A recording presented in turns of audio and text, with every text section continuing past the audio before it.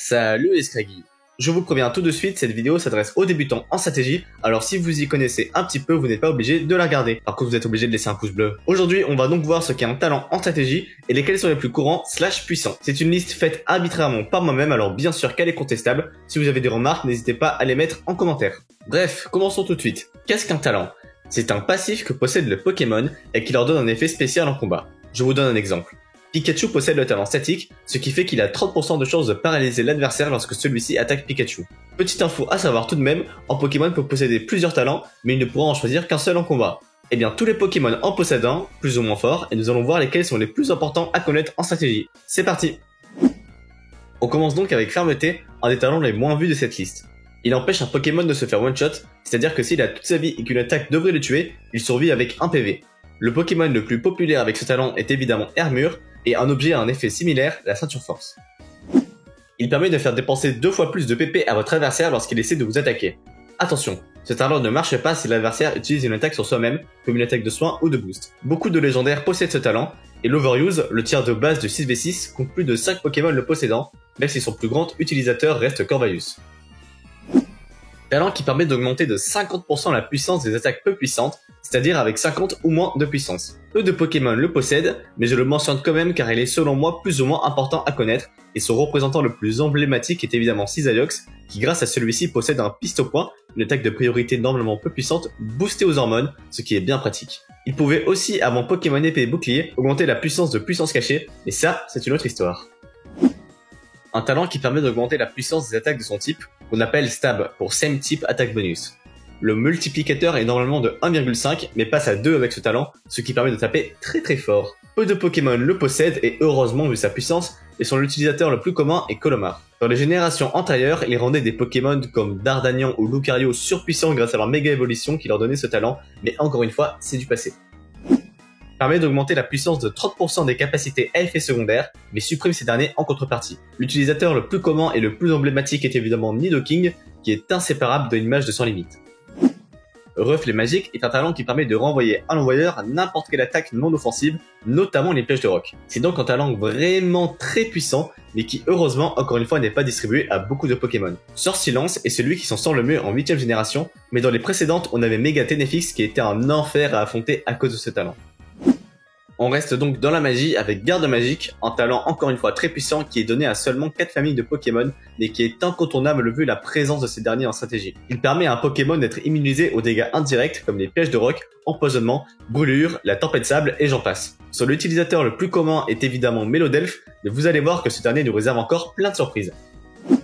Talent là aussi très rare et heureusement car il est insupportable. Il permet d'ignorer les changements de stade de l'adversaire et est donc très fort contre les Pokémon dits Sweeper, c'est-à-dire qui utilisent des attaques pour augmenter leurs stats. Là encore, l'utilisateur le plus commun de ce talent est Mélodelph. Oui, ce Pokémon se targue le luxe d'avoir 2 des talents les plus puissants du jeu.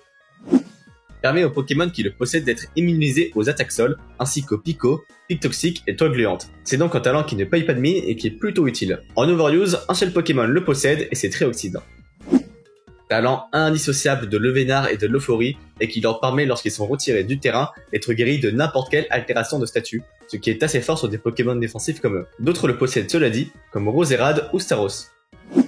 2 talents qui ont un nom différent mais le même effet, à chaque fois qu'un Pokémon les attaque avec une capacité de contact, ils se vissent 1/8 de leur vie. Pour Peau Dure, son utilisateur le plus puissant est Karchak et pour Épine de Fer, c'est Noacier. Talents qui permettent respectivement d'invoquer la pluie et le soleil, les 2 meilleurs climats du jeu. Ils sont donc systématiquement joués dans des équipes se basant sur ces derniers. Béquipan est le meilleur poseur de pluie et Chartor le meilleur pour le soleil. 2 talents qui sont donc en accord avec les précédents, car ils permettent de doubler la vitesse du Pokémon sous la pluie ou sous le soleil. Comme Pokémon avec glissade, on peut citer Hipporoi, un des plus connus des utilisateurs de glissade, mais on a aussi Astacuda qui s'en sort mieux en 8ème génération. Pour Chlorophylle, le meilleur et pratiquement le seul à pouvoir utiliser ce talent est Florizard, qui est une véritable machine de guerre sous le soleil. Talent qui permet de baisser l'attaque de l'adversaire d'un cran lorsque vous arrivez sur le terrain, et qui vous aide donc à mieux tanker les Pokémon qui tapent sur le physique. Le Pokémon le plus emblématique de ce talent est évidemment Démétéro Sotelic, qu'on voit partout depuis 4 générations maintenant, mais il y en a d'autres comme Krokorib, Léviator ou Dratak par exemple. Impudence permet d'augmenter l'attaque du Pokémon à chaque invoquil, c'est donc très fort sur les sweepers. Ses meilleurs utilisateurs sont bien sûr Crocorible, Léviator et Dratak. Attendez, j'ai comme une sensation de déjà vu. Pour Boost Chimère, c'est un peu différent, car il permet d'augmenter votre meilleur stat après un kill, donc ça peut être l'attaque, tout comme l'attaque spéciale ou la vitesse par exemple. Et évidemment, c'est un talent exclusif aux Ultra Chimères.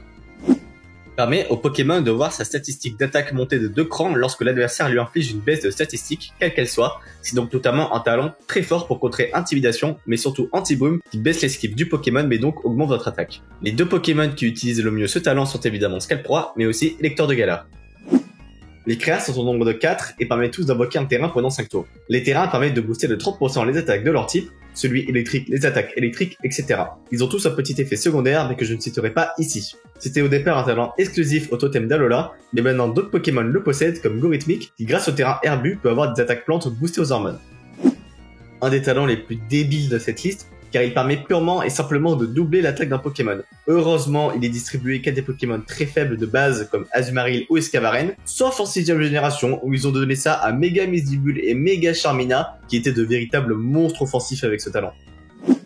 Un talent incontournable de la stratégie tant il est puissant, car il permet aux Pokémon qui le possèdent de regagner un tiers de leur vie à chaque fois qu'ils sont retirés du terrain. Avoir ce talent a de grandes chances de vous propulser en Overuse, en effet on en compte 5 utilisateurs dans le tiers principal, ce qui est vraiment énorme. Ces derniers sont Predastéry, Boreas Totémique ainsi que Flagados et toute sa famille. Talent tellement puissant et chiant à affronter qu'il fait l'objet de beaucoup de débats dans la communauté Smogon quant à son potentiel bannissement.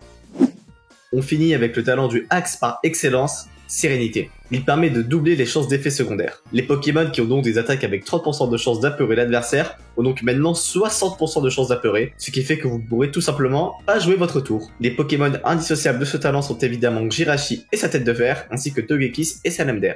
Et voilà les Scraggy, on a fait le tour des talents les plus puissants au courant en stratégie. Si j'ai oublié un talent qui selon vous mérite d'être dans cette liste, n'hésitez pas à me le dire en commentaire. Si vous avez aimé la vidéo, n'hésitez pas à la liker et à vous abonner. Sinon moi je vous dis à la prochaine, bisous les Scraggy.